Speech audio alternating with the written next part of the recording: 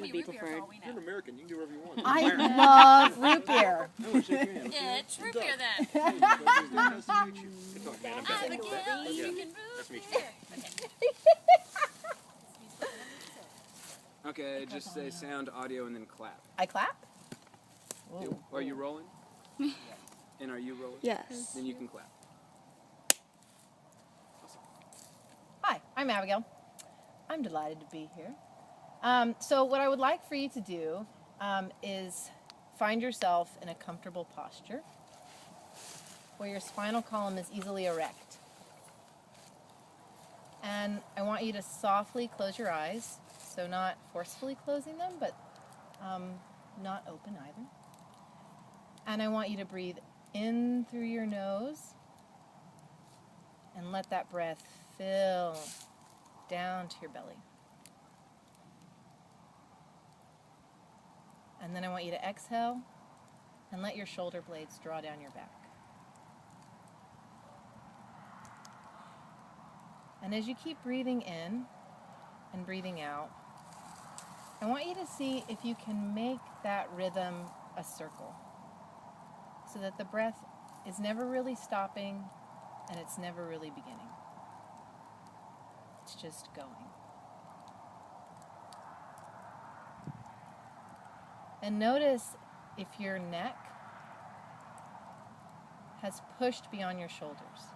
Try to draw that neck back in line with your spine so that your ears, they point up to the sky, those little tips, kind of like maybe if you were an elf, but you're not. And imagine that there is a string in the top of your head and it's pulling you up. And don't pull from your neck, pull from every part of your body. So all the way down from your hips, and feel that, and your spine, and feel that grow. And remember to breathe. Remember to breathe in, and when you breathe out, make it audible so that the person next to you can hear it.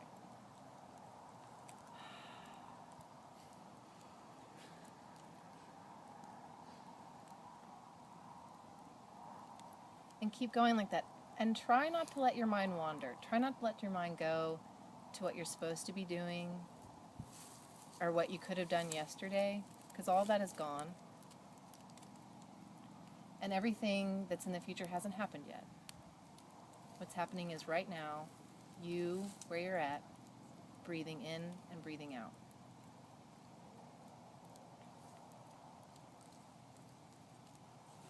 And if you start to feel your mind wander, that's okay.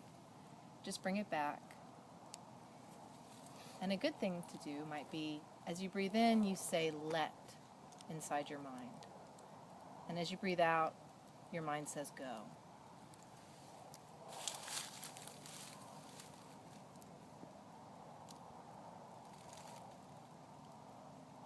Our minds are often like the sky.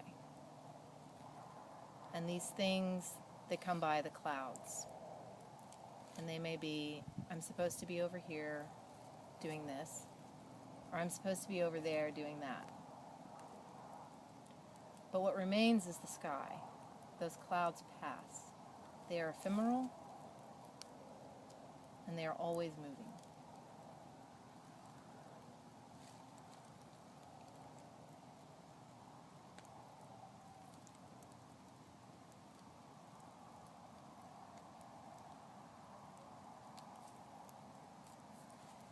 This next time that you breathe in and you breathe out, I want you to sigh like you are a lion.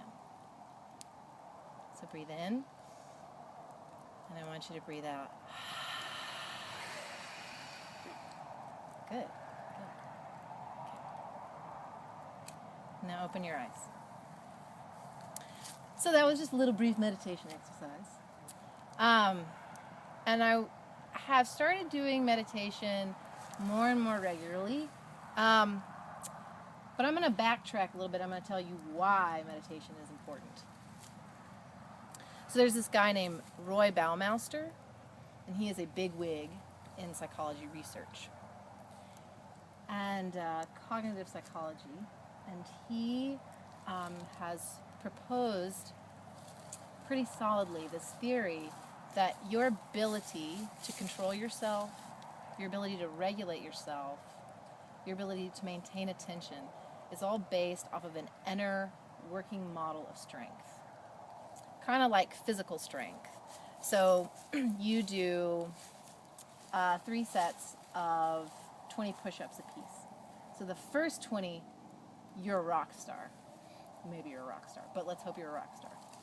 The next 20 and the next 20 are far inferior as opposed to the first. And this theory, that's what it says. That on that first task that you exert any kind of attentional control or ability to maintain yourself, that at those subsequent tasks you're going to be less likely to succeed. This is a pretty negative view of humanity, that you're kind of doomed to failure. And people do not like this, and they do not like what the studies say. So there was one study in particular where they baked chocolate chip cookies. And they baked them inside the research lab. So the oven was in the lab, and the whole room smells of chocolate chips and dough. So I want you to imagine what chocolate chips smell like, because they smell amazing. Okay? And so you go in, and there are these beautifully baked chocolate chip cookies on a platter.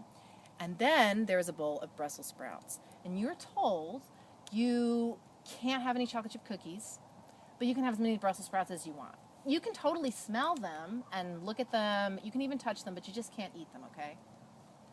So they have them do that, and then they have them do a cognitive performance task. Another group, they say, well, you can have as many of those as you want. Whatever, you can have the Brussels sprouts too if you want them. And they also perform the cognitive task. The people that are not allowed to eat the chocolate chip cookies fail. They give up more readily at the cognitive task than the people who are allowed to do whatever they want. The people that aren't restrained, constricted in terms of what they can do or cannot do better. And so what this theory suggests then is that all of the things that we do in life, academic performance, job performance, interpersonal relationships, if you aren't good at maintaining that control, you're not going to be successful in your life. But we're constantly being fed like all these things, right? Like, look at these pretty things over here, or look at what you're supposed to look like, right? All these things on the outside are always telling you what you're supposed to be doing. So you can't not be distracted all the time.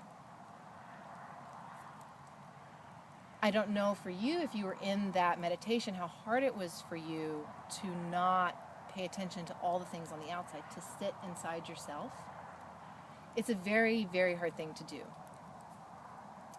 So anyway, since these people have gotten kind of pissed off about Baumeister's theory, they've put in some techniques, researched some techniques that might restore cognitive performance.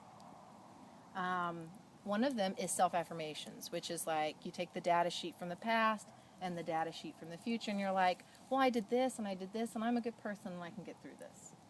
That's really good for people that have irrepressible appetites, i.e. addictions.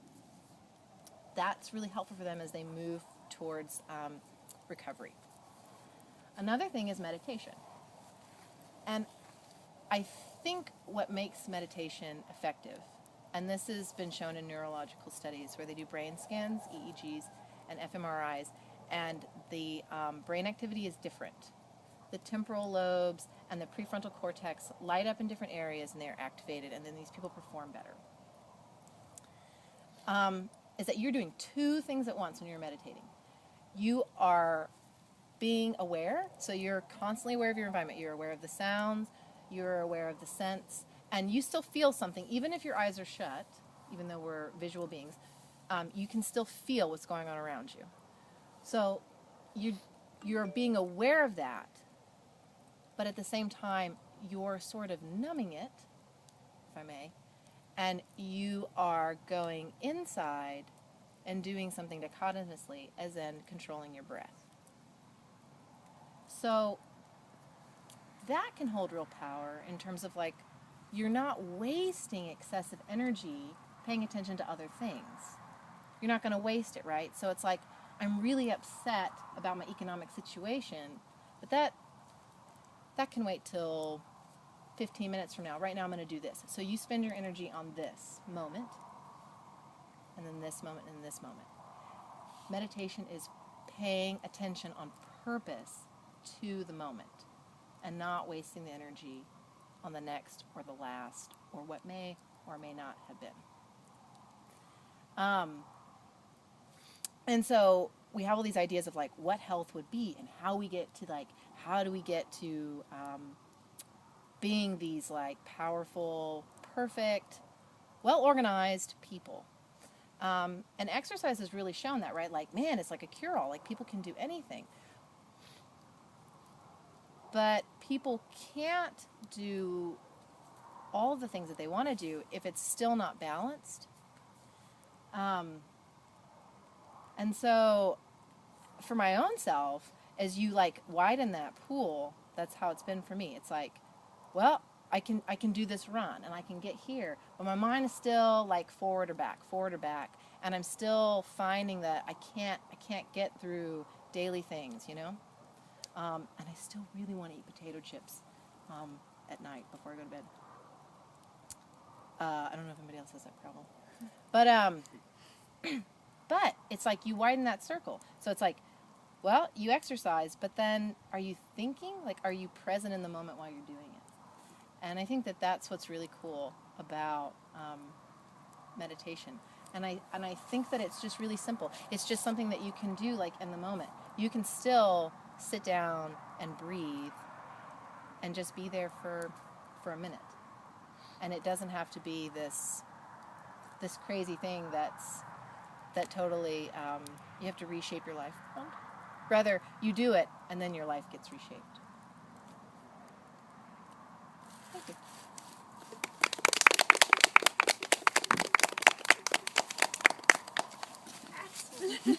you.